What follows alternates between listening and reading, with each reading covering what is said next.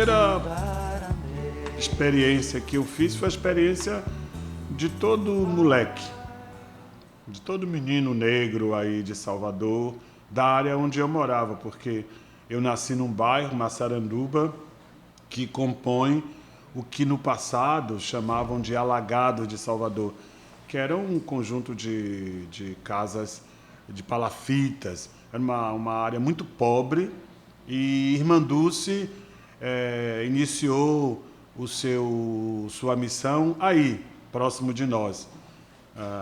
O bairro de Roma, onde é muito próximo desse bairro da Massaranduba e está dentro desse conjunto dos Alagados. Então, todos nós, meninos, conhecíamos Irmanduce. A gente se batia com ela na rua, falava, pedia a bênção. E uma coisa que a gente fazia, porque as mães da gente diziam que era importante, era botar... Ela usava uma espécie de estola, o hábito dela, e a gente pegava e botava na cabeça, que as mães da gente diziam que era para a gente ter juízo. Provavelmente comigo isso não funcionou. De todo modo, é uma lembrança muito afetiva. Então, a primeira lembrança é afetiva. Eu estava fazendo um discernimento, o que eu queria ser na vida. E até aquele instante eu pensava ser médico, estava estudando para entrar na faculdade de medicina. E eu fui fazer um retiro em Salvador, e na casa que eu estava, no noviciado dos jesuítas, eu fui a uma missa no Hospital da Irmanduce. Uma missa no meio de indigentes, de pessoas perturbadas da cabeça, mas todos assim, muito pobres e abandonados. E aquilo alterou muito, tocou muito o meu coração, porque eu estava precisando tomar a decisão na vida. E a decisão, dentro de um hospital, era importante eu perceber se eu queria ser médico ou que tipo de medicina eu ia exercer, ou então outra profissão. E acabou que eu me tornei jesuíta, que aquelas cenas do hospital mostravam assim, o limite, digamos assim, do próprio tratamento humano, a medicina, o que significava naquela época, que era uma elite e os pobres ficavam como um lixo da cidade que alguém recolhia, e esse alguém era a Irmanduce. E quando eu digo lixo, não é foi a minha experiência naquele momento, porque era comum em Salvador os carros oficiais tirarem os mendigos da rua, na época do turismo, para colocar na frente do Hospital da Irmanduce, sabendo que ela ia acolhê-los. Eu conheci o que a gente chamava de abrigo, orfanato para crianças órfãs. Aí eu via isso todo dia. Quando ela chegava, assim, dezenas de meninos corriam para o colo dela. E é impressionante, porque ela era muito simples, franzina, né, como a gente diz, Salvador, fraquinha. E ela conhecia cada menino. Ela sabia o nome de cada um. Ela chamava cada um pelo nome. Ninguém era o neguinho, o menininho, o moleque, o garoto. Era José, Pedro, Antônia, Maria, Lúcia. Isso revela o quanto de santidade havia nela, pois cada menino era um ser irrepetível, era uma pessoa. Então, amar-se dessa forma é coisa de santo, né? Ninguém é número, ninguém é só um protocolo, as pessoas são pessoas.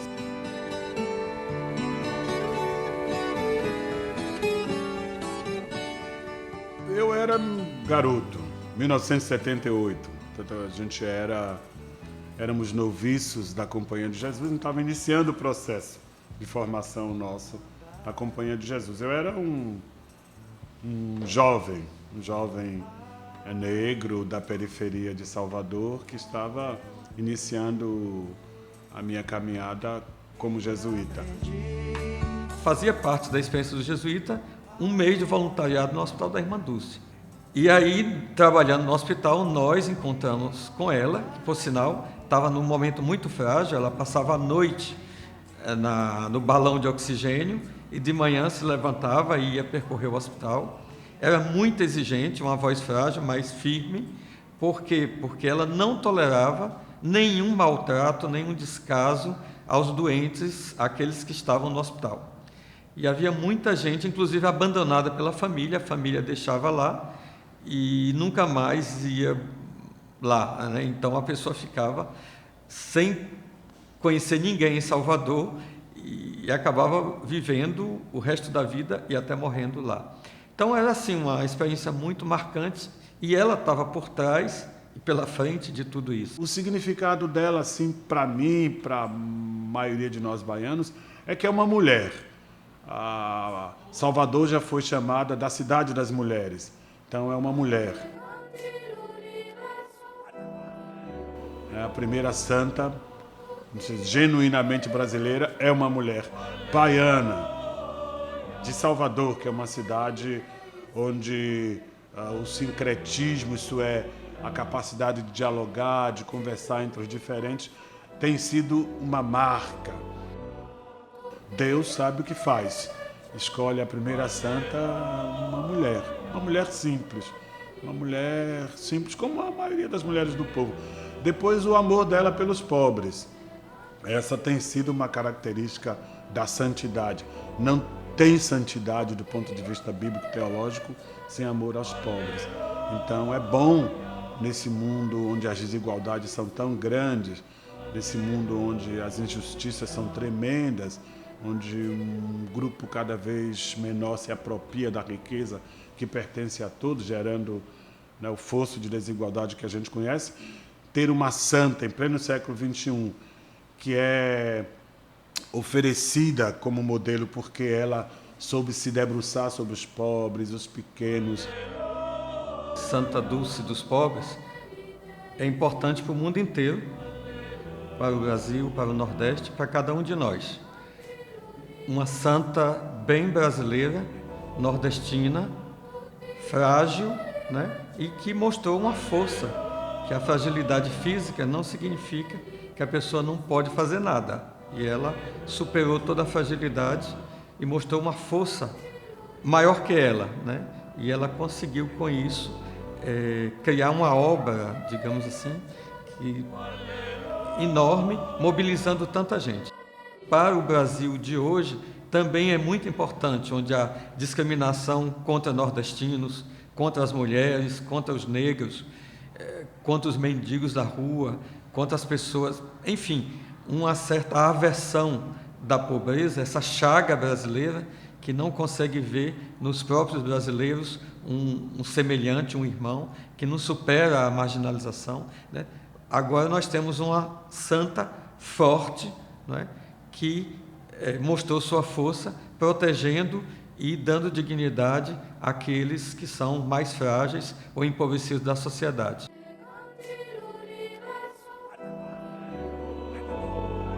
Uma das figuras dos ícones, a estátua que fizeram dela, ou ela está carregando um menino negro no colo, ou ela está com uma criança negra próxima, com a mão sobre sua cabeça. Acho que isso é importante, porque também esse é um legado, né? Um legado terrível da escravidão, que Irmã Dulce lembra a gente o compromisso com as crianças negras, com os jovens negros da periferia. Então, tenho a impressão que ela é uma santa atualíssima.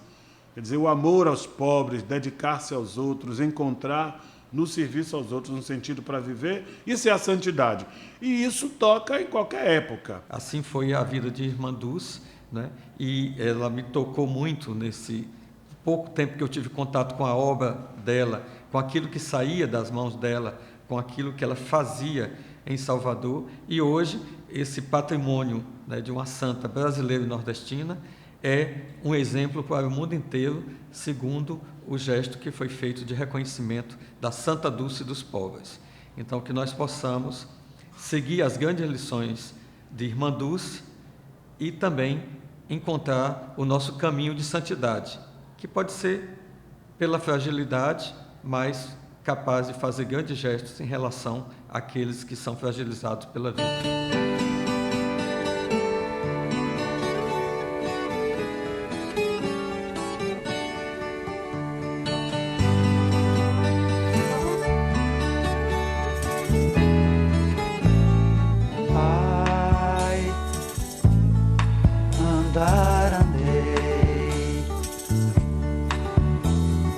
Ai, como